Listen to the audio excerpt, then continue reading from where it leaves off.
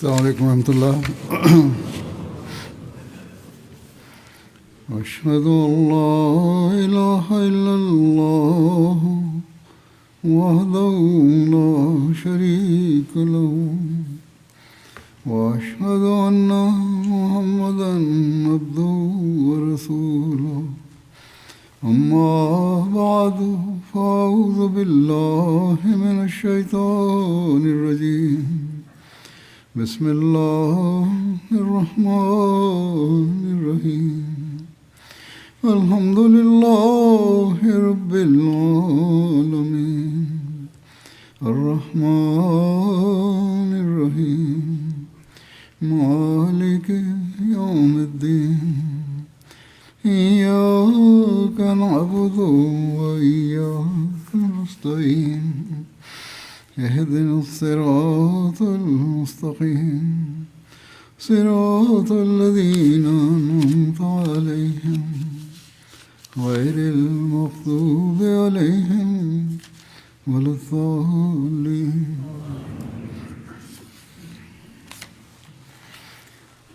حضرت صلی اللہ علیہ وسلم کہ اس سے پر سب سے زیادہ چلنے کے نظارے ہمیں اس زمانے میں آپ کے غلام صادق حضرت مسیح موعود اور مہدی موعود میں نظر آتے ہیں. حضرت صلی اللہ علیہ وسلم کی عبادت اور اس حوالے سے آپ کی اپنے ماننے والوں کو نصائح عبادت کے کرنے کے طریق اور ذکر الہی کے طریق سکھانے کے واقعات گزشتہ خطبات میں بیان کیے گئے. آج میں حضرت مسیح علیہ السلام کے وہ واقعات بیان کروں گا جو اپنے آقا صلی اللہ علیہ وسلم کی اتباع میں جو آپ نے کیے اور جو ہم تک پہنچے. حضرت مرزا بشیر احمد صاحب روایت کرتے ہیں کہ مرزا محمد عین صاحب ساکن لنگروال گرداسپور نے انہیں لکھ بھیجا کہ میں اپنے بچپن سے حضرت مسیح علیہ السلام کو دیکھتا آیا ہوں اور سب سے پہلے میں نے آپ کو مرزا غلام مرتضیٰ صاحب کی زندگی میں دیکھا تھا جب کہ میں بالکل بچہ تھا.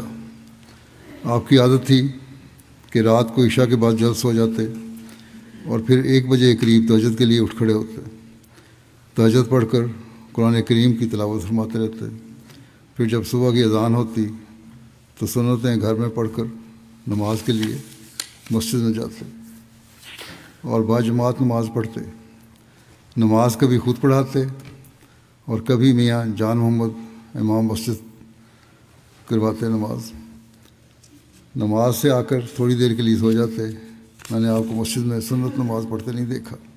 آپ سنتیں گھر میں پڑھتے تھے. حضرت مسیح علیہ السلام اپنی عبادت کے بارے میں فرماتے ہیں کہ اللہ تعالیٰ نے کس طرح آپ کو عبادت کرنے کی طاقت دی. لیکن آپ نے فرمایا یہ ہر ایک کے لیے نہیں ہے وہ اس طرح کرے اور اپنی طاقت سے بڑھ کر کرے، کیونکہ آپ نے فرمایا مجھے تو اللہ تعالیٰ نے ایک خاص طاقت دی ہے. بہرحال آپ نے اپنی حالت کا جو نقشہ کھینچا ہے وہ اس طرح ہے. آپ بیان کرتے ہیں میں نے کبھی ریاضت شاکہ بھی نہیں کی اور نہ زمانہ حال کے بعض صوفیوں کی طرح مجاہدات شدیدہ میں اپنے نفس کو ڈالا اور نہ گوشہ نشینی کے التزام سے کوئی چلہ کشی کی اور نہ خلاف سنت کوئی ایسا عمل رہبانیت کیا جس پر خدا تعالیٰ کے کلام کو اعتراض ہو، بلکہ میں ہمیشہ ایسے فقیروں اور بدعت شعاروں سے بیزار رہا ہوں جو انواع و اقسام کی بدعات میں مبتلا ہیں. جو فرماتے ہیں ہاں حضرت والد صاحب کے زمانے میں ہی جب کہ ان کا زمانہ وفات بہت نزدیک تھا، ایک مرتبہ ایسا اتفاق ہوا کہ ایک بزرگ معمر پاک صورت مجھ کو خواب میں دکھائی دیا اور اس نے یہ ذکر کر کے کہ کسی قدر روزے انوار سماوی کی پیشوائی کے لیے رکھنا سنت خاندان نبوت ہے، یعنی اللہ تعالیٰ کے آسمانی انوار کے استقبال کے لیے روزے رکھنا بھی خاندان نبوت کی سنت ہے. اللہ تعالیٰ نے اشارتاً خواب میں آپ کو بتا دیا کہ اللہ تعالیٰ آپ کو ایک مقام دینے والا ہے۔ بہرحال آپ فرماتے ہیں اس بات کی طرف اشارہ کیا کہ میں اس سنت اہل بیت رسالت کو بجا لاؤں، سو میں نے کچھ مدت تک التزام صوم کیا کو مناسب سمجھا، مگر ساتھ ہی یہ خیال کہ اس عمر کو مخفی طور پر بجا لانا بہتر ہے، میں نے یہ طریق اختیار کیا کہ گھر سے مردانہ نشستگاہ میں اپنا کھانا منگواتا اور پھر وہ کھانا پوشیدہ طور پر بعض یتیم بچوں کو، جن کو میں نے پہلے سے تجویز کر کے وقت پر حاضری کے لیے تاکید کر دی تھی، دے دیتا تھا، اور اس طرح تمام دن روزے میں گزرتا، اور بجز خدا تعالیٰ کے ان روزوں کی کسی کو خبر نہ تھی۔ پھر 2-3 ہفتے کے بعد مجھے معلوم ہوا کہ ایسے روزوں سے جو میں ایک وقت میں پیٹ بھر کر روٹی کھا لیتا ہوں، مجھے کچھ بھی تکلیف نہیں ہوتی، بہتر ہے کہ کسی قدر کھانے کو کم کروں۔ سو میں اس روز سے کھانے کو کم کرتا گیا، یہاں تک کہ میں تمام دن رات میں صرف ایک روٹی پر کفایت کرتا تھا، اور اسی طرح میں کھانے کو کم کرتا گیا یہاں تک کہ شاید صرف چند تولے روٹی 8 پہر کے بعد میری غذا تھی۔ 24 گھنٹے میں صرف تھوڑی سی روٹی تھی۔ غالباً 8 یا 9 ماہ تک میں نے ایسا ہی کیا، اور باوجود اس قدر قلت غذا کے کہ 2-3 ماہ کا بچہ بھی اس پر صبر نہیں کر سکتا، خدا تعالیٰ نے مجھے ہر ایک بلا اور آفت سے محفوظ رکھا، اور اس وقت کے روزے کے عجائبات میں سے جو میرے تجربے میں آئے وہ لطیف مکاشفات ہیں جو اس زمانے میں میرے پر کھلے۔ چنانچہ بعض گزشتہ نبیوں کی ملاقاتیں ہوئیں، اور جو اعلیٰ طبقے کے اولیاء اس امت میں سے گزر چکے ہیں ان سے ملاقات ہوئی۔ ایک دفعہ عین بیداری کی حالت میں جناب رسول اللہ صلی اللہ علیہ وسلم کو ماں حسنین و علی رضی اللہ عنہ و فاطمہ رضی اللہ عنہا کے دیکھا، اور یہ خواب نہ تھی بلکہ ایک بیداری کی قسم تھی۔ غرض اس طرح پر کئی مقدس لوگوں سے ملاقاتیں ہوئیں جن کا ذکر کرنا موجب تطویل ہے، اور علاوہ اس کے انوار روحانی تمثیلی طور پر برنگ ستون سبز و سرخ ایسے دلکش اور دلستان طور پر نظر آتے تھے کہ ان کا بیان کرنا بالکل طاقت تحریر سے باہر ہے۔ وہ نورانی ستون جو سیدھے آسمان کی طرف گئے ہوئے تھے، یعنی زمین سے اوپر جاتے تھے، جن میں سے بعض چمکدار سفید اور بعض سرخ تھے، ان کو دل سے ایسا تعلق تھا کہ انہیں دیکھ کر دل کو نہایت سرور پہنچتا تھا، اور دنیا میں کوئی بھی ایسی لذت نہیں ہوگی جیسا کہ ان کو دیکھ کر دل اور روح کو لذت آتی تھی۔ فرماتے ہیں میرا خیال میں ہے کہ وہ ستون خدا اور بندے کی محبت کی ترکیب سے ایک تمثیلی صورت میں ظاہر کیے گئے تھے، یعنی وہ ایک نور تھا جو دل سے نکلا، اور دوسرا وہ نور تھا جو اوپر سے نازل ہوا، اور دونوں کے ملنے سے ایک ستون کی صورت پیدا ہو گئی۔ یعنی وہ ستون ایسے بنے جو نیچے سے اوپر اور اوپر سے نیچے آنے والے تھے اور آپس میں مل جاتے تھے اور ایک ستون کی شکل اختیار کر لیتے تھے۔ یہ روحانی امور ہیں کہ دنیا ان کو نہیں پہچان سکتی کیونکہ وہ دنیا کی آنکھوں سے بہت دور ہیں، لیکن دنیا میں ایسے بھی ہیں جن کو ان امور سے خبر ملتی ہے۔ ماتے ہیں غرض اس مدت تک روزے رکھنے سے جو مجھ پر عجائبات ظاہر ہوئے وہ انواع و اقسام کے مکاشفات تھے۔ ایک اور فائدہ مجھے یہ حاصل ہوا کہ میں نے ان مجاہدات کے بعد اپنے نفس کو ایسا پایا کہ میں وقت ضرورت فاقہ کشی پر زیادہ سے زیادہ صبر کر سکتا ہوں۔ میں نے کئی دفعہ خیال کیا کہ اگر ایک موٹا آدمی جو علاوہ فربہی کے پہلوان بھی ہو میرے ساتھ فاقہ کشی کے لیے مجبور کیا جائے تو قبل اس کے کہ مجھے کھانے کے لیے کچھ اضطرار ہو وہ فوت ہو جائے۔ اس سے مجھے یہ بھی ثبوت ملا کہ انسان کسی حد تک فاقہ کشی میں ترقی کر سکتا ہے، اور جب تک کسی کا جسم ایسا سختی کش نہ ہو جائے میرا یقین ہے کہ ایسا تناؤم پسند روحانی منازل کے لائق نہیں ہو سکتا۔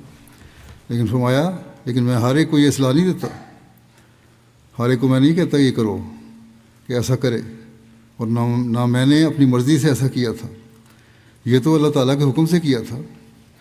میں نے کئی جاہل درویش ایسے بھی دیکھے ہیں جنہوں نے شدید ریاستیں اختیار کیں اور آخر یبوست دماغ سے وہ مجنون ہو گئے، خشکی ہو گئی دماغ نے کام کرنا چھوڑ دیا، اور بقیہ عمر ان کی دیوانہ پن میں گزری۔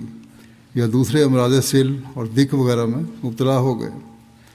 انسانوں کے دماغی قوا ایک طرز کے نہیں ہیں، بس ایسے اشخاص جن کے فطرتاً قوا ضعیف ہیں ان کو کسی قسم کا جسمانی مجاہدہ موافق نہیں پڑ سکتا اور وہ جلد تر کسی خطرناک بیماری میں پڑ جاتے ہیں۔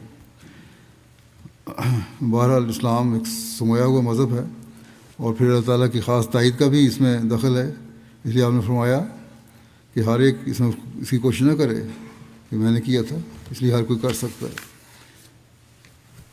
بہرحال فرمایا کہ سو بہتر ہے کہ انسان اپنے نفس کی تجویز سے اپنے تئیں مجاہدہ شدیدہ میں نہ ڈالے اور دین الجائز اختیار کرے۔ عام جو دین کی سہولتیں ہیں، جو عام دین ہے، اقام آدمی کی کام ہے، سنت پہ عمل ہے، اس کو اختیار کرو۔ ہاں اگر خدا تعالیٰ کی طرف سے کوئی الہام ہو اور شریعت غرا اسلام سے منافی نہ ہو تو اس کو بجا لانا ضروری ہے۔ لیکن آج کل کے اکثر نادان فقیر جو مجاہدات سکھلاتے ہیں ان کا انجام اچھا نہیں ہوتا، بس ان سے پرہیز کرنا چاہیے۔ ابھی بعض لوگ کہتے ہیں کہ یہ کرو اور وہ کرو، تو ایسے لوگوں کی باتیں نہیں ماننی چاہیے، بلکہ ٹی وی پروگراموں میں بھی آتا ہے آج کل۔ تو انسان کو دیکھنا چاہیے کہ درمیانہ روی کیا ہے، اسے اختیار کرے اور جس حد تک اپنی طاقت ہے اس میں حقوق اللہ اور حقوق العباد ادا کرنے کی کوشش کرے، اور عبادت کے جو طریق اور کم از کم معیار حضرت صلی اللہ علیہ وسلم نے بتائے ہوئے ہیں ان کو ضرور حاصل کرنے کی کوشش کرے اور پھر اس میں ترقی کرتا جائے۔ آہستہ آہستہ ترقی بھی ہوتی ہے، لیکن بہرحال بلا وجہ مشقت میں ڈالنا اسلام نے منع فرمایا ہے، اور اسی بات کو آپ نے بھی منع فرمایا۔ بچپن سے آپ کا کیا حال تھا؟ ایک روایت میں آتا ہے، مصری فقیر محمد صاحب کہتے ہیں میرے باپ جن کا نام جیوا تھا وہ سنایا کرتے تھے کہ مرزا صاحب ایک دفعہ کوٹھے پر سے گر پڑے اور سخت چوٹ لگی۔ ہمیں خبر ہوئی کہ مرزا صاحب کوٹھے پر سے گر پڑے ہیں۔ ہم آپ کی خبر کے واسطے گئے تو جس وقت آپ کو ہوش آیا پوچھتے ہیں کہ نماز کا وقت ہوا یا نہیں۔ اس قدر نماز سے محبت تھی۔ میں اس وقت چھوٹا تھا جس وقت وہ یہ بات سنایا کرتے تھے۔ مرزا بشیر احمد صاحب نے حضرت ڈاکٹر میر محمد اسماعیل صاحب کی روایت بیان کی ہے۔ 1895 میں جب ماہ رمضان قادیان میں گزارنے کا اتفاق ہوا، میں نے تمام مہینہ حضرت صاحب کے پیچھے نماز تہجد یعنی تراویح ادا کی۔ آپ کی عادت تھی کہ وہ وتر اور اول شب میں پڑھ لیتے تھے اور نماز تہجد 8 رکعت 2 رکعت کر کے آخر شب میں ادا فرماتے تھے، جس میں آپ ہمیشہ پہلی رکعت میں آیت الکرسی تلاوت فرماتے تھے، یعنی اللہ لا الہ الا ہو سے وہو العلی العظیم تک، اور دوسری رکعت میں سورہ اخلاص کی قرأت فرماتے تھے، اور رکوع و سجود میں یا حی و یا قیوم برحمتک استغیث پڑھتے تھے۔ آپ ایسی آواز سے پڑھتے تھے کہ میں سن سکتا تھا، یعنی آہستہ آہستہ پڑھتے تھے جو نہ زیادہ اونچی تھی نہ کم۔ نیز آپ ہمیشہ سحری نماز تہجد کے بعد کھاتے تھے، اور اس میں اتنی تاخیر فرماتے تھے کہ بعض دفعہ کھاتے کھاتے اذان ہو جاتی تھی، اور آپ بعض اوقات اذان کے ختم ہونے تک کھانا کھاتے رہتے تھے۔ تو مرزا بشیر احمد صاحب نے لکھا ہے کہ دراصل مسئلہ تو یہ ہے کہ جب تک صبح صادق افق کے مشرق سے نمودار نہ ہو جائے سحری کھانا جائز ہے۔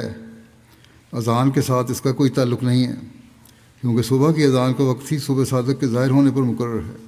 اس لیے لوگ عموماً سحری کی اذان ہونے کو سمجھ لیتے ہیں۔ آپ نے مثال دی ہے کہ قادیان میں چونکہ صبح کی اذان صبح صادق کے پھوٹتے ہی ہو جاتی ہے، اور یہ ممکن ہے کہ بعض اوقات غلطی اور بے احتیاطی سے اس سے بھی پہلے ہو جاتی ہو۔ اس لیے ایسے موقعوں پر حضرت مسیح علیہ الصلوۃ والسلام اذان کا چندہ خیال نہ فرماتے تھے اور صبح صادق کے تبین تک سحری کھاتے رہتے تھے۔ اور دراصل شریعت کا منشا بھی اس معاملے میں یہ نہیں ہے کہ جب علمی اور حسابی طور پر صبح صادق کا آغاز ہو تو اس کے ساتھ ہی کھانا ترک کر دیا جائے، بلکہ منشا یہ ہے کہ جب عام لوگوں کی نظر میں صبح کی سفیدی ظاہر ہو جائے تو اس وقت کھانا چھوڑ دیا جائے۔ چنانچہ تبین کا لفظ اسی بات کو ظاہر کر رہا ہے۔ حدیث میں بھی آتا ہے کہ حضرت صلی اللہ علیہ وسلم نے فرمایا کہ بلال کی اذان پر سحری نہ چھوڑا کرو، بلکہ ابن مکتوم کی اذان تک بے شک کھاتے پیتے رہا کرو، کیونکہ ابن مکتوم نابینا تھے اور جب تک لوگوں میں شور نہ پڑ جاتا کہ صبح ہو گئی ہے اس وقت تک اذان نہیں دیتے تھے۔ بہرحال آج کل تو زمانہ مزید جدید ہو گیا ہے اور جدید آلات سے صبح صادق کے صحیح وقت کا بھی پتہ چل جاتا ہے، اس لیے عموماً اذان کی آخری حد مقرر ہے۔ کوشش تو یہی کی جاتی ہے، بعض دفعہ ہو سکتا ہے غلطی بھی لگ جاتی ہو، لیکن اگر کہیں غلطی سے اذان جلدی بھی ہو جائے تو یہی اصول ہوگا جو بیان ہوا ہے۔ رمضان بھی شروع ہو رہا ہے، اس لیے یہ رہنمائی بھی کی ہے میں نے، لیکن لوگوں کو اتنا بھی ریلیکس نہیں ہونا چاہیے کہ دیکھتے جائیں کہ دن چڑھا ہے کہ نہیں چڑھا۔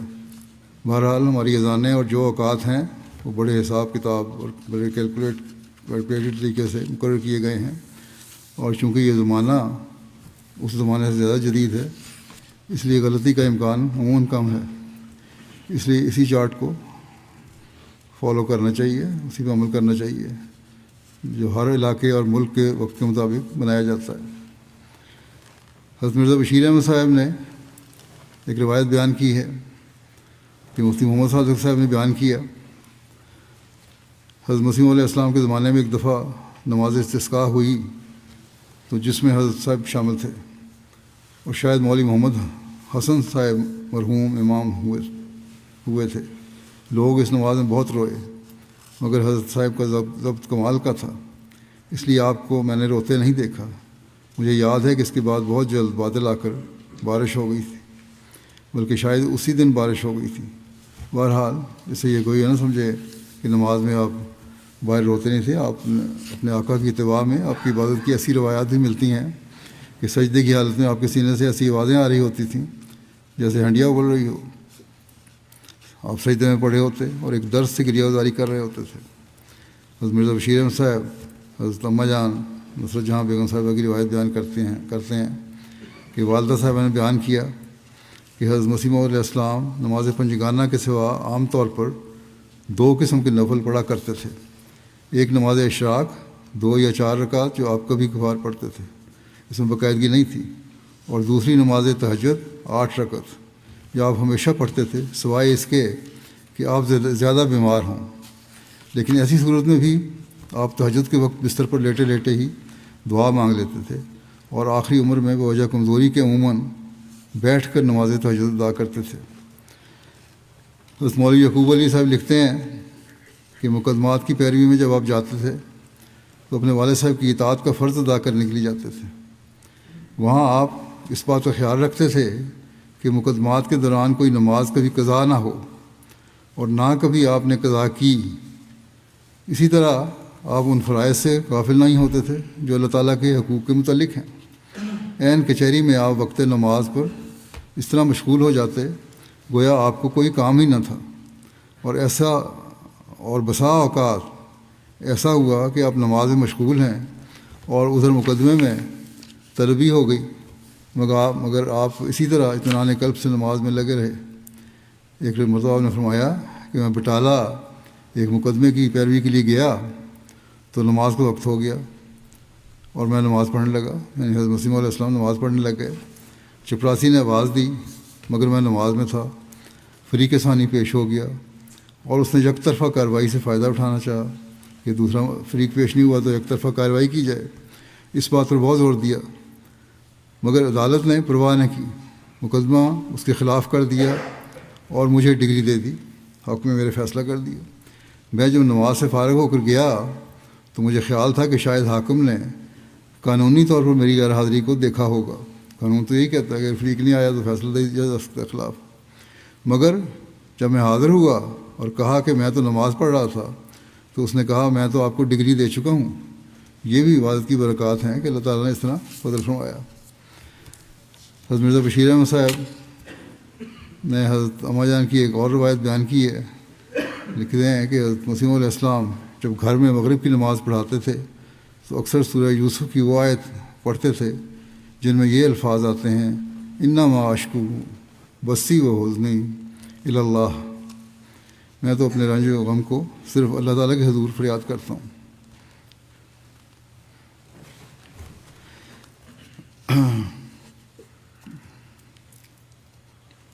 حضرت مرزا بشیر احمد صاحب کہتے ہیں کہ میں یہ بتا دوں کہ حضرت مسیح علیہ السلام کی آواز میں بہت سوز اور درد تھا اور آپ کی غیرت لہردار ہوتی تھی۔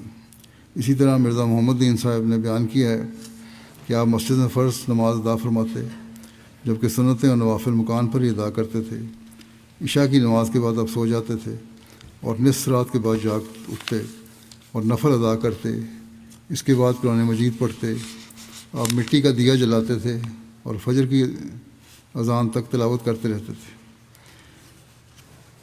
ایک اور سیرت نگار نے لکھا ہے کہ آپ کو قرآن کریم اور سنت رسول صلی اللہ علیہ وسلم سے عشق تھا، اور آپ کی جو کچھ عبادات تھیں وہ قرآن اور سنت سے کبھی متجاوز نہیں ہوتی تھی۔ 5 وقت نماز کے علاوہ تہجد کی نماز کا بہت التزام تھا۔ اشراق کی نماز بھی پڑھ لیتے تھے، مگر تہجد کی نماز سے بہت محبت تھی۔ نماز میں آپ کی توجہ اللہ اس قدر زبردست اور انہماک یہاں تک ہوتا تھا کہ گویا آپ اس دنیا میں نہیں ہیں۔ نماز تہجد میں سورہ فاتحہ کو بہت درد اور توجہ سے پڑھتے تھے اور بہت دعائیں کرتے تھے۔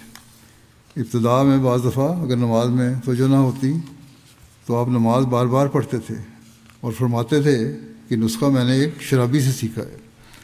حضرت نے فرمایا کہ ایک دفعہ مجھے نماز میں حضوری قلب حاصل نہیں ہو رہی تھی، تو میں جنگل کی طرف نکلا کہ وہاں جا کر نماز پڑھوں۔ بہرحال راستے میں بازار پڑتا تھا، وہاں ایک ہندو اپنے کسی دوست سے کہہ رہا تھا کہ رات ہم نے شراب کا ایک پیگ پیا مگر نشہ نہیں ہوا، تو ہم نے دوسرا پیگ پیا، جب اس سے بھی نشہ نہیں ہوا تو پھر تیسرا پیگ پیا، غرض کہ وہ اس طرح بار بار پیتا رہا یہاں تک کہ نشہ ہو گیا۔ آپ فرماتے تھے کہ میں نے سوچا کہ میں بھی بار بار نماز پڑھوں گا یہاں تک کہ روحانی نشہ ہو جائے۔ فرض تو بارہ نہیں پڑھے جا سکتے، نوافل کی طرف تھی تو نوافل کے بارے میں ہم نے فرمایا بار بار پڑھوں گا تاکہ نشہ ہو جائے، یعنی حضوری قلب حاصل ہو جائے۔ نماز کے علاوہ آپ کا وظیفہ قرآن شریف کی تلاوت، درود شریف اور استغفار تھا۔ قرآن شریف سے تو عشق تھا، وہ تو دن رات اٹھتے بیٹھتے اور ٹہلتے ہوئے پڑھا کرتے تھے اور زار رویا کرتے تھے۔ جیسا کہ میں نے پہلے بیان کیا تھا کہ اگر وہاں نماز میں نہیں روئے تو اس کا مطلب یہ نہیں کہ آپ روتے نہیں تھے، آپ رویا کرتے تھے۔ قرآن کریم پڑھ کر بھی آپ پر رقت طاری ہو جاتی تھی۔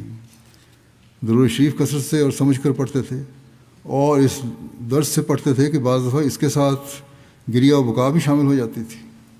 ایک موقع پر اشراق کی نماز پڑھنے کا ذکر کرتے ہوئے خود بیان فرمایا، یہاں شہد کی اہمیت کا بتا دیا حکمت، اور عبادت پہ جا کے بات رکی کہ شہد اور ذیابیطس کے مرض کا ذکر ہو رہا تھا کہ شہد ذیابیطس میں کھانا چاہیے کہ نہیں، تو فرمایا کہ ذیابیطس سے مجھے سخت تکلیف تھی، ڈاکٹروں نے اس میں شیرینی کو سخت مضر بتلایا ہے۔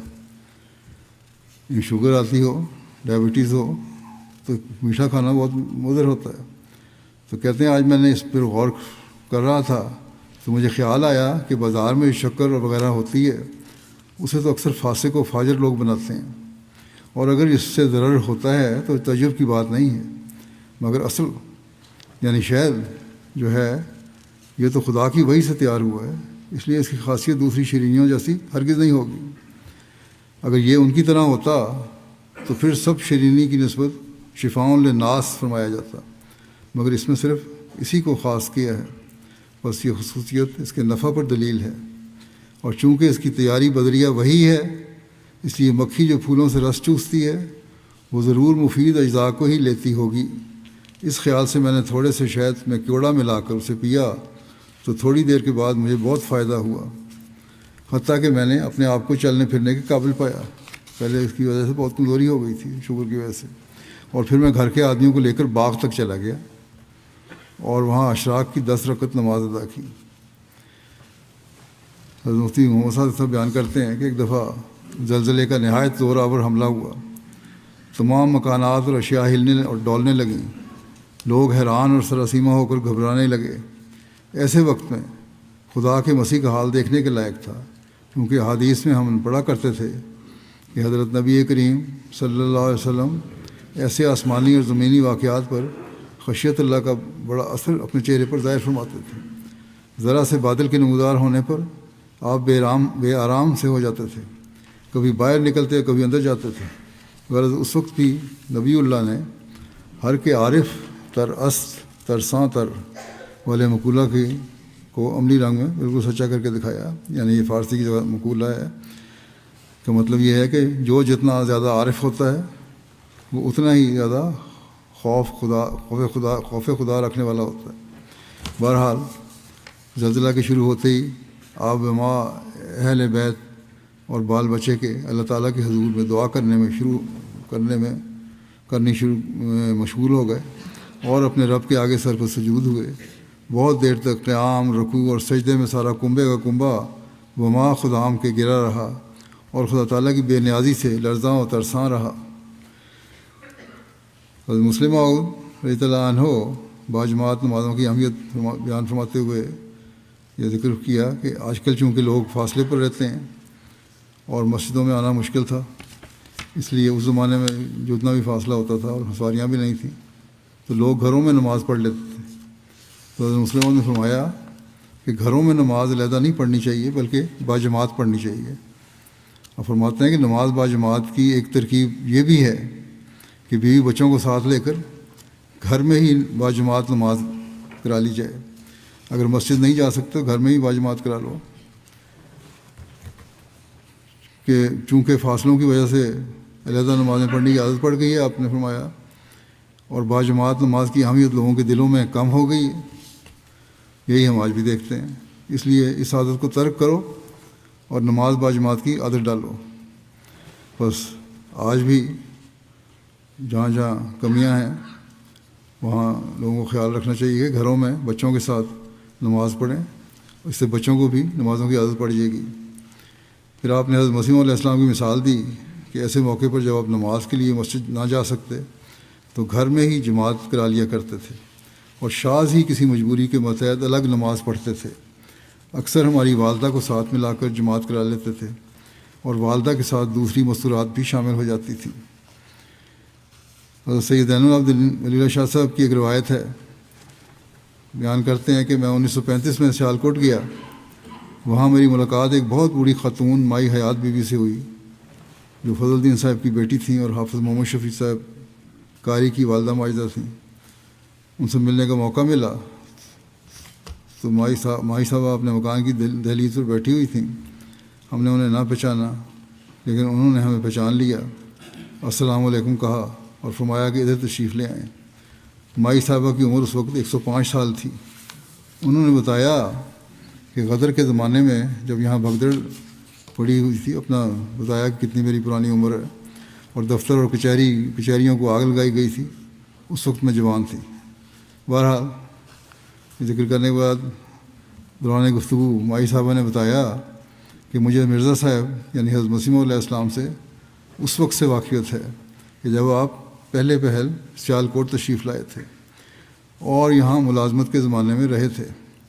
کہتی ہیں کہ مرزا صاحب کی عمر اس وقت ایسی تھی کہ چہرے پر مس پھوٹ رہی تھی اور آپ کی بھی ابھی پوری طرح داڑھی نہ تھی. سیالکوٹ تشریف لانے کے بعد حضرت مرزا صاحب میرے والد صاحب کے مکان پر آئے اور انہیں آواز دی اور فرمایا، میاں فضل الدین صاحب، آپ کو جو دوسرا مکان ہے وہ میری رہائش کے لیے مجھے دے دیں، کرائے پہ لینا تھا. میرے والد صاحب نے دروازہ کھولا اور آپ اندر آ گئے. پانی، چارپائی، مصلح وغیرہ رکھا والد صاحب نے. مرزا صاحب کا سامان بھی ساتھ رکھا. آپ کی عادت تھی کہ جب حضرت مسیح علیہ السلام کی عادت تھی کہ جب کچہری سے واپس آتے تو پہلے میرے باپ کو بلاتے اور ان کو ساتھ لے کر مکان میں جاتے.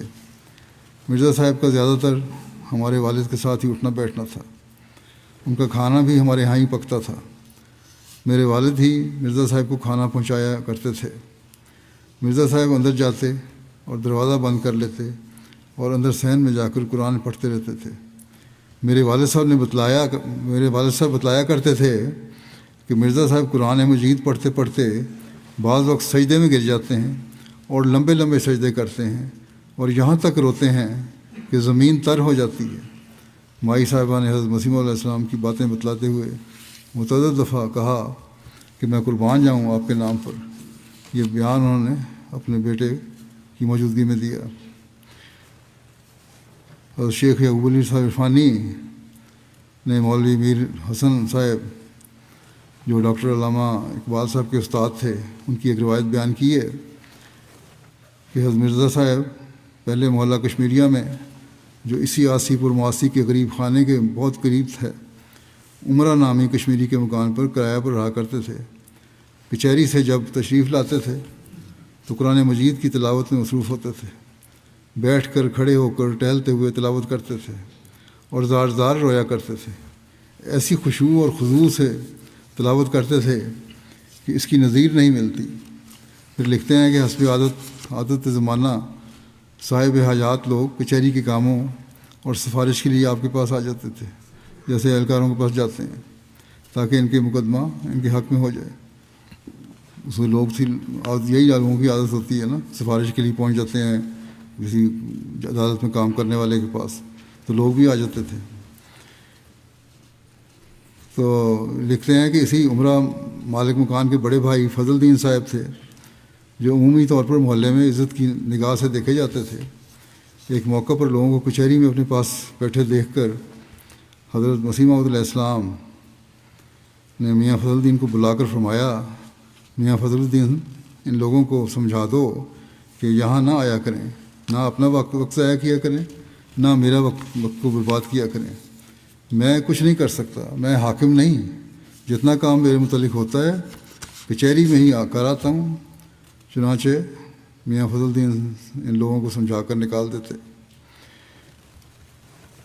پٹیالے کے غیر احمدی منشی عبدالواحد صاحب حضور کی تلاوت قرآن کے بارے میں بیان کرتے ہیں کہ حضور علیہ السلام 14-15 سال کی عمر میں سارا دن قرآن شریف پڑھتے تھے اور حاشیے پر نوٹ لکھتے رہتے تھے۔ حضرت مسلم موعود رضی اللہ عنہ حضرت مسیح موعود علیہ السلام کے متعلق تعریف فرماتے ہیں کہ آپ کو اپنی بچپن کی عمر سے اپنے والد صاحب کی زندگی میں ایسا تلخ نمونہ دیکھنے کا موقع ملا کہ دنیا سے آپ کی طبیعت سرد ہو گئی، اور جب آپ بہت ہی بچے تھے تب بھی آپ کی تمام تر خواہشات رضائے الہی کے حصول میں ہی لگی ہوئی تھیں۔ چنانچہ آپ کے سوانے نویس شیخ یعقوب علی صاحب آپ کے سوانے میں ایک عجیب واقعہ جو آپ کی نہایت بچپن کی عمر کے متعلق ہے تحریر کرتے ہیں۔ وہ لکھتے ہیں کہ جب آپ کی عمر نہایت چھوٹی تھی تو اس وقت آپ اپنی ایک ہم سن لڑکی کو، جس سے بعد میں آپ کی شادی بھی ہو گئی، کہا کرتے تھے کہ نا مرادے دعا کر کہ خدا میری نماز نصیب کرے۔ اس فکرے سے جو نہایت بچپن کی عمر کا ہے پتہ چلتا ہے کہ نہایت بچپن کی عمر سے آپ کے دل میں کیسے جذبات موزون تھے، اور آپ کی خواہشات کا مرکز کس طرح خدا ہی خدا ہو رہا تھا۔ اور ساتھ ہی اس ذہانت کا پتہ چلتا ہے جو بچپن کی عمر سے آپ کے اندر پیدا ہو گئی تھی، کیونکہ اس فکرے سے معلوم ہوتا ہے کہ اس وقت بھی آپ تمام خواہشات کو پورا کرنے والا خدا کو ہی سمجھتے تھے، اور عبادت کی توفیق کا دینا بھی اسی پر موقوف جانتے تھے کہ نماز پڑھنے کی خواہش کرنا اور اس خواہش کو پورا کرنے والا خدا تعالیٰ کو ہی جاننا، اور پھر اس گھر میں پرورش پا کر جس کے چھوٹے بڑے دنیا کو ہی اپنا خدا سمجھ رہے تھے، ایک ایسی بات ہے جو سوائے کسی ایسے دل کے جو دنیا کی ملونی سے ہر طرح پاک ہو اور دنیا میں عظیم الشان تغیر پیدا کر دینے کے لیے خدا تعالیٰ سے تائید یافتہ ہو، نہیں نکل سکتی۔ حضرت مفتی محمد صادق صاحب بیان کرتے ہیں کہ حضرت مسیح علیہ السلام نے فرمایا، میں بچپن سے روزے رکھنے کا عادی ہوں۔ ایک دفعہ بچپن میں روزہ رکھا، بیمار ہو گیا، مگر اس کے بعد 29 روزے پورے رکھے، تکلیف نہیں ہوئی۔ تب میرے لیے خوشی کی عید تھی۔ روزے کے خاص برکات ہوتے ہیں، جیسا کہ ہر میوے میں جدا ذائقہ ہے، ایسا ہی ہر عبادت میں جدا لذت ہے۔ ان عبادات میں روحانیت ہے جس کو انسان بیان نہیں کر سکتا۔ اگر شوق ہو تو آلام اور تکلیف کم ہو جاتی ہے۔ چاہیے کہ عبادت میں انسان کی روح نہایت درجہ رقیق ہو کر پانی کی طرح بہہ کر خدا سے جا ملے۔ مشہور لیڈر ظفر علی خان صاحب، لیڈر اخبار ذمہ دار کے والد مولوی سراج الدین صاحب حضرت اقدس مسیح موعود علیہ السلام کے قیام سیالکوٹ میں مصروفیات کے حوالے سے لکھتے ہیں کہ 1877 میں ہمیں ایک شب قادیان میں آپ کے ہاں مہمانی کی عزت حاصل ہوئی۔ ان دنوں میں بھی آپ عبادت اور وظائف میں اس قدر مستغرق تھے کہ مہمانوں سے بھی کم گفتگو کرتے تھے۔ حضرت مرزا بشیر احمد صاحب نے ایک اور روایت کی ہے کہ حضرت بھائی عبدالرحمٰن صاحب قادیانی روایت کرتے ہیں کہ عید الاضحیٰ 1900 سے ایک دن قبل جو حج کا دن تھا، حضرت مسیح موعود علیہ السلام نے حضرت مولوی نور الدین صاحب خلیفہ اول کو کہا کہ میں یہ حج کا دن خاص دعاؤں میں گزارنا چاہتا ہوں، اس لیے جو دوست دعا کی درخواست دینا چاہتے ہیں آپ ان کے نام لکھ کر اور فہرست بنا کر مجھے بھجوا دیں۔ چنانچہ حضرت بھائی صاحب بیان کرتے ہیں کہ اس دن کثرت کے ساتھ حضرت مولوی نور الدین صاحب کی وساطت سے حضرت مسیح موعود علیہ السلام کی خدمت میں دعا کی درخواستیں پہنچیں، اور بعض اصحاب نے براہ راست بھی دعا کی درخواست لکھ کر حضور کی خدمت میں بھجوائی۔ اور چونکہ اس زمانے میں عید کے موقع پر بیرونی مقامات سے بھی کافی دوست عید پڑھنے اور حضرت مسیح موعود کی ملاقات سے مشرف ہونے کے لیے قادیان آ جایا کرتے تھے، وہ بھی اس غیبی تحریک میں شامل ہو گئے، اور یہ دن قادیان میں خاص دعاؤں اور غیر معمولی تضرعات اور بڑی برکات میں گزرا۔ حضرت مسیح علیہ السلام نے اپنی اس کیفیت کو جو باجماعت نماز کے لیے آپ کے دل میں پیدا ہوتی تھی بیان کرتے ہوئے ایک مجلس میں فرمایا، میرے سر کی حالت آج بھی اچھی نہیں ہے، چکر آ رہے ہیں، یعنی چکروں کی تکلیف تھی۔ جب جماعت کا وقت آتا ہے یعنی نماز باجماعت کا، تو اس وقت خیال گزرتا ہے کہ سب جماعت ہوگی اور میں شامل نہیں ہوں گا، یعنی لوگ اکٹھے ہوئے ہوں گے، باجماعت نماز ہو رہی ہوگی اور میں شامل نہیں ہوں گا، تو افسوس ہوتا ہے۔ اس لیے افتاں و خیزاں چلا آ رہا ہوں۔ آج چکر بھی ہیں، لیکن بہرحال کسی طرح گرتے پڑتے میں آ ہی گیا ہوں مسجد میں۔ بہرحال کوشش کر کے پھر میں فرمایا کہ بہرحال کوشش کر کے پھر میں مسجد میں آ جاتا ہوں، اور ایک دفعہ نہیں کئی دفعہ ہوتا ہے، اور آج بھی یہی ہوا۔ آپ کی بیماری کے دنوں میں یہ کوشش ہوتی تھی کہ نماز باجماعت ادا کریں۔ حضرت مولوی عبدالکریم صاحب سیالکوٹی فرماتے ہیں کہ آپ کی ملاقات کی جگہ عموماً مسجد ہی ہے۔ آپ اگر بیمار نہ ہوں تو برابر 5 وقت نماز باجماعت پڑھتے ہیں، اور نماز باجماعت کے لیے ازبس تاکید کرتے ہیں، اور بارہا فرمایا ہے کہ مجھے اس سے زیادہ کسی بات کا رنج نہیں ہوتا کہ جماعت کے ساتھ نماز نہ پڑھی جائے۔ مولوی صاحب مزید لکھتے ہیں کہ مجھے یاد ہے جنہوں آدمیوں کی آمد و رفت کم تھی، آپ بڑی آرزو ظاہر کیا کرتے تھے کہ کاش اپنی ہی جماعت ہو جس سے مل کر 5 وقت نماز پڑھا کریں، اور فرماتے تھے کہ میں دعا میں مصروف ہوں اور امید ہے کہ اللہ تعالیٰ میری دعا منظور کرے گا۔ لکھتے ہیں کہ آج خدا کا یہ فضل ہے، جس وقت مولوی صاحب نے یہ واقعہ لکھا ہے تو اس وقت کا لکھ رہے ہیں کہ خدا کا فضل ہے کہ نمازیوں کی تعداد 80-90 ہوتی ہے۔ اب تو اللہ تعالیٰ کے فضل سے ہر ملک میں ہماری مساجد بھی ہیں، اس لیے ہمیں کوشش کرنی چاہیے کہ اپنی مسجدوں کو آباد کریں 5 وقت، اور کوشش کر کے ہر نماز باجماعت ادا کریں۔ مولوی صاحب لکھتے ہیں کہ نماز کا فرض ادا کرنے کے بعد آپ فوراً اندر تشریف لے جاتے اور تصنیف کے کام میں مصروف ہو جاتے۔ پھر مغرب کی نماز کے بعد آپ مسجد میں بیٹھے رہتے اور کھانا بھی وہیں دوستوں میں مل کر کھاتے، اور عشاء کی نماز پڑھ کر اندر جاتے۔ حضرت عبدالستار صاحب بیان کرتے ہیں کہ حضرت صاحب کے دعویٰ سے پیشتر جب کہ چھوٹی مسجد مبارک بنی ہے، حضرت مسیح علیہ السلام جماعت ظہر و عصر مغرب عشاء پڑھایا کرتے تھے۔ ہم 3 کا صرف نماز ساتھ پڑھتے تھے، میاں گلاب، عبدالستار اور میاں جان محمد صاحب مقتدی بنا کرتے تھے۔ حضرت صاحب جس طرح نماز پڑھا کرتے تھے وہ طرز مجھے آتی ہے، یعنی ہر نماز وقت سے پڑھا کرتے تھے، عاجزی، انکساری اور زاری سے ادا کرتے تھے، جیسا کوئی اپنے ماں باپ کے آگے رو کر بچہ کچھ مانگتا ہے۔ ایسی نماز کا ہم مقتدیوں کے قلب پر بہت اثر پڑتا تھا۔ یہ پہلا سبق ہے جو ہمیں ملا۔ جب حضرت صاحب نماز سے فارغ ہو کر بیٹھتے تھے تو ہم آپ کی شکل کی طرف دیکھا کرتے تھے جو کہ نورانی ہوتی تھی اور ہمارے دلوں کو بہت لبھاتی تھی۔ پیر سراج الحق صاحب نعمانی بیان کرتے ہیں جنازہ کی نماز جو حضرت اقدس علیہ السلام پڑھاتے تھے، سبحان اللہ سبحان اللہ، کیسی عمدہ اور باقاعدہ موافق سنت پڑھاتے تھے۔ سینکڑوں دفعہ آپ کو نماز جنازہ حاضر و غائب پڑھانے اور آپ کے پیچھے پڑھنے کا اس خاکسار کو اتفاق ہوا ہے۔ ایک دفعہ کا ذکر ہے کہ میاں جان محمد مرحوم مغفور قادیانی فوت ہو گئے تو حضرت اقدس علیہ السلام جنازہ کے ساتھ ساتھ تشریف لے گئے۔ یہ مرحوم آپ کے موتقدوں اور عاشقوں اور فدائیوں میں سے تھا۔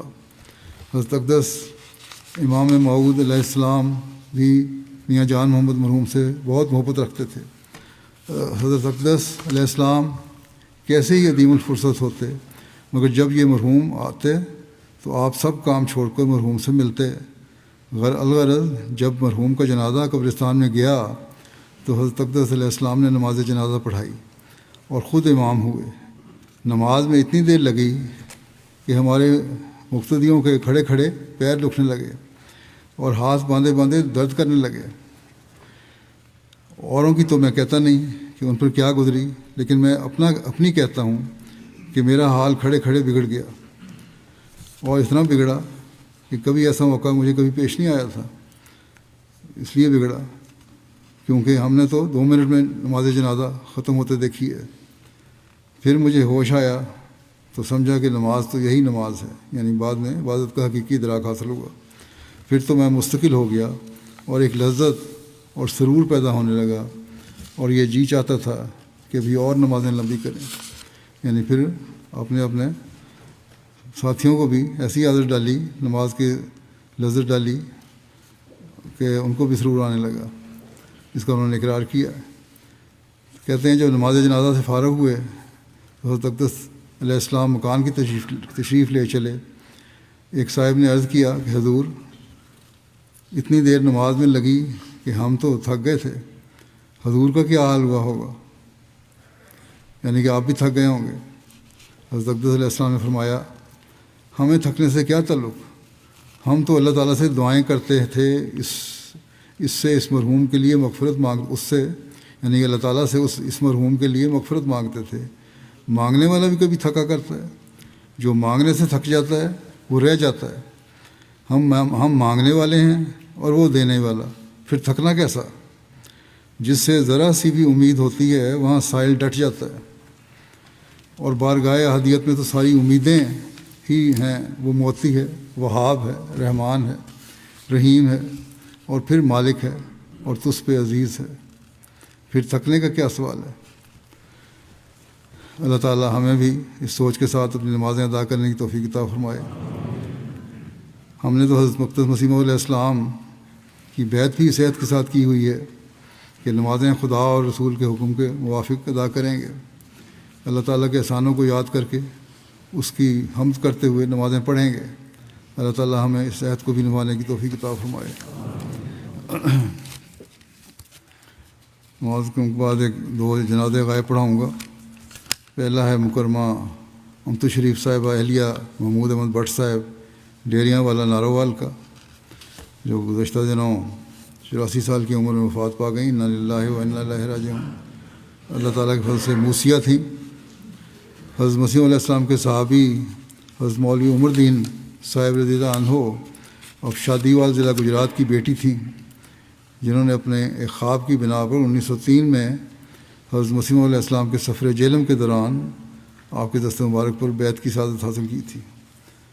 عثمان گان میں ان کے میاں کے علاوہ 6 بیٹے اور 5 بیٹیاں ہیں، اور پوتے پوتیاں ہیں۔ آپ کے ایک بیٹے آصف محمود بٹ صاحب مربی سلسلہ ہیں دارالسلام تنزانیہ میں، اور میدان عمل میں ہونے کی وجہ سے اپنی والدہ کے جنازے میں اور تدفین میں شامل نہیں ہو سکے۔ ان کے ایک پوتے بھی اسامہ بٹ یہاں مربی ہیں، اسی طرح ان کے داماد بھی ایک مربی ہیں۔ وقف زندگی خاندان ہے۔ ان کے بیٹے آصف محمود بٹ صاحب مربی سلسلہ تنزانیہ میں لکھتے ہیں کہ آپ بے شمار خوبیوں کی مالک تھیں۔ سب سے زیادہ نمایاں خوبی تعلق باللہ تھا۔ سچی خوابیں آیا کرتی تھیں جو بڑی صفائی سے پوری ہوتی تھی۔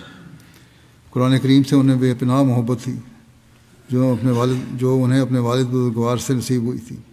ہر روز فجر کے بعد محلے کے احمدی اور غیر احمدی بچوں اور بچیوں کو قرآن کریم پڑھایا کرتی تھی۔ انہیں قرآن کریم کی تلاوت کرنا اور سننا بھی پسند تھا، اور کہتی مجھ سے بھی سنا کرتی تھیں، اور اگر کہیں میں رک جاتا بڑی عمر میں بھی، کہتے میں دیکھ لیتا تھا کہ ان کو یاد ہے کہ نہیں، تو میں رک جاتا تو فوراً اگلے الفاظ پڑھ جاتی تھی۔ قرآن شریف تقریباً ان کو حصہ کہتی تھی کہ بڑی عمر میں بھی مجھے سب کچھ بھول گیا ہے، لیکن قرآن کریم اللہ تعالی کے فضل سے یاد ہے۔ حضرت مسیح علیہ السلام کی کتب سے انہیں غیر معمولی شغف تھا، ہمیشہ کوئی نہ کوئی کتاب زیر مطالعہ رکھتی تھیں۔ اسی طرح در سمین کلام محمود، خلیفہ مسیح رابعہ کی کتاب شعر و شاعری، اس سے بڑا تعلق تھا، اور اکثر نظمیں ان کو بہت یاد تھیں۔ ان کے داماد مربی سلسلہ ہیں مسعود صاحب، وہ کہتے ہیں میں قادیان جب گیا تو مجھے انہوں نے کہا کہ وہاں زیادہ سے زیادہ پیدل چلنا، کیونکہ وہاں کی گلیوں میں حضرت مسیح علیہ السلام پیدل چلا کرتے تھے۔ اللہ تعالیٰ ان سے مغفرت اور رحم کا سلوک فرمائے، اور ان کی دعائیں ان کی اولاد کے حق میں پوری ہوں۔ دوسرا جنازہ ہے مکرم شیخ بشیر احمد صاحب لاہور کا، وہ جی گزشتہ دنوں وفات پا گئے 97 سال کی عمر میں۔ انا للہ و انا الیہ راجعون۔ اللہ تعالیٰ کے فضل سے موسی تھے۔ ان کے پسماندگان میں 3 بیٹے 5 بیٹیاں ہیں۔ آپ شیخ محمد صاحب مرحوم مختار عام صدر احمدیہ کے چھوٹے بیٹے تھے۔ شیخ مبارک احمد صاحب مرحوم امیر و مشرق انچارج مشرقی افریقہ، UK اور امریکہ، اور شیخ نور احمد صاحب منیر مبلغ بلاد عربیہ کے چھوٹے بھائی تھے۔ تہجد گزار، پابند صوم و صلات، مل نثار، اعلیٰ اخلاق کے مالک تھے۔ جماعت احمدیہ لاہور کے مخلص کارکن تھے۔ چودھری اسداللہ خان صاحب اور چودھری حمید نصر اللہ صاحب کی ذیلی عاملہ کے سرگرم رکن تھے۔ 20 سال سے زائد اپنے حلقے کے صدر بھی رہے۔ بڑے آسن طریق پر جماعتی امور کی سر انجام دہی کیا کرتے تھے، اور انہوں نے مسجد بنانے اور بہت دوسرے جماعتی جائیدادیں خریدنے میں بھی بڑا اہم کردار ادا کیا۔ جماعت کی مالی تحریکات میں بڑھ چڑھ کر حصہ لیتے تھے، اور اپنے بچوں کو بھی اس کی تلقین کرتے تھے۔ خلافت سے نہایت وفاق کا تعلق تھا، اور ہمیشہ یہ تعلق نبھایا، اور اولاد اور قریبی رشتہ داروں کو بھی ہمیشہ اس کا درس دیتے تھے۔ میں نے بھی دیکھا ہے بڑے عاجز انسان تھے، اور بڑی عاجزی سے ہر ایک سے ملنے والے تھے۔ ان کی بیٹی آصفہ سعید اللہ ہیں، کہتی ہیں کہ فجر کے بعد بڑی اچھی آواز میں تلاوت کیا کرتے تھے، جو ہم سب بچوں کی تربیت کا باعث بنی ہے۔ اسی طرح ایک اور ان کی بیٹی ہے، یہیں رہتی ہیں، وہ کہتی ہیں کہ میری شادی روا میں ہوئی تو مجھے کہا تم بڑی خوش قسمت ہو کہ تم روا مرکز میں جا رہی ہو، اور اللہ تعالیٰ تمہیں بچوں کو بھی صحیح تربیت کی توفیق دے۔ تو فکر باوجود اس کے کاروباری آدمی تھے، دنیا داری کی باتیں نہیں کی بلکہ دین سکھایا بچوں کو۔ اللہ تعالیٰ ان سے مغفرت اور رحم کا سلوک فرمائے، اور ان کی دعائیں ان کے بچوں کے حق میں پوری فرمائے۔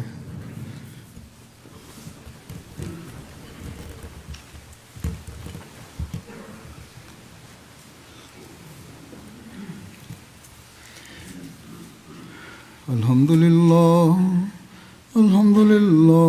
نحمدہ ونستعینہ ونستغفرہ ونؤمن بہ ونتوکل علیہ ونعوذ باللہ من شرور انفسنا ومن سیئات اعمالنا من یہدہ اللہ فلا مضل لہ ومن يضلله فلا هادي له